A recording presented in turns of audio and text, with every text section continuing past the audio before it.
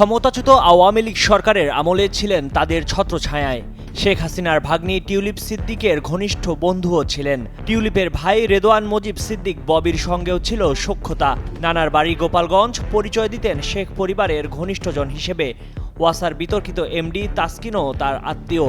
আর সেই ব্যক্তি এবার ভোল পাল্টে গত 5 আগস্টের পর হয়ে গেছেন বিপ্লবী। তার নাম আহসান আকবর।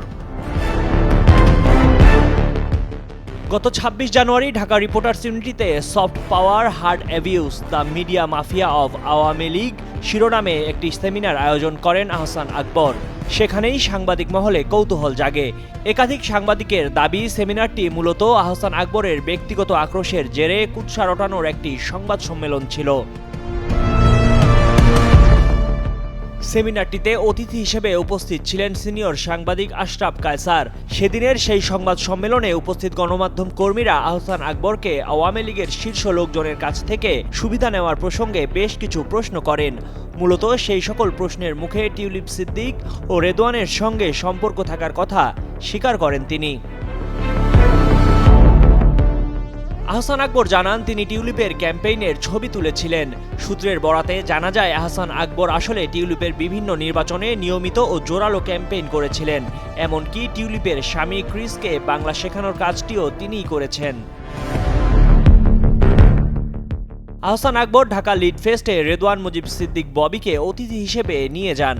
আর সেখানে সিআরআই থেকে প্রকাশিত শেখ মুজিবুর রহমানের ছোটবেলার জীবনী নিয়ে একাধিকবার বিশেষ আলোচনা ও স্টল রাখা হয়। লিড ফেস্টের অপর পরিচালক কাজী আনিস আহমেদ। তার পরিবার সংশ্লিষ্ট একাধিক প্রতিষ্ঠান লিড ফেস্টে ব্যাপক স্পন্সর করেন, কিন্তু সেখানে আহসান আকবর ও সাদাব সাজের ভূমিকা ছিল ভিন্ন। আহসান আকবর ও সাদাব সাজ যৌথভাবে লিড ফেস্ট পরিচালনার নামে বিভিন্ন ব্যবসা প্রতিষ্ঠান, ব্যাংক ও আওয়ামী লীগ সরকার থেকে কোটি কোটি টাকা স্পন্সর হিসেবে আদায় করতেন। তবে লিড ফেস্টের নামে তোলা টাকা, এমনকি সরকারি অনুদানও যেত যাত্রিক নামের একটি প্রতিষ্ঠানের অ্যাকাউন্টে। নাম প্রকাশ না করার শর্তে লিড ফেস্টের ঘনিষ্ঠ এক সূত্রের দাবি, এত টাকা তোলার পরও প্রতি বছরই ভেন্ডরদের পেমেন্ট বাকি থাকত। সংশ্লিষ্ট সূত্র জানায়, ঢাকা লিড ফেস্টে বিদেশ থেকে যেসব অতিথি আনা হতো তাদের ভিন্ন ভিন্ন পরিচয়ে আনা হয়েছিল, যাতে সরকারের কোষাগারে কর দিতে না হয়। কর ফাঁকি ছাড়াও অতিথিদের উচ্চ অঙ্কের সম্মানের খাত দেখিয়ে অর্থ হাতিয়ে নেন আহসান আকবর। এমনটাই অভিযোগ করেন নাম প্রকাশে অনিচ্ছুক লিড ফেস্টের একজন সাবেক কর্মী। এই সূত্র মতে সেই টাকা আহসান আকবর লন্ডনেও পাচার করেছেন। আহসান আকবরের সাম্প্রতিক সেমিনার নিয়ে মিডিয়া কর্মীরা বলছেন, সেখানে তিনি আওয়ামী লীগের সাফাই গাওয়ারও চেষ্টা করেছেন। নিজের বক্তব্যে তিনি বলেছিলেন, ঢাকা লিড ফেস্ট প্ল্যাটফর্মেরও অপব্যবহার করেছে আওয়ামী লীগ।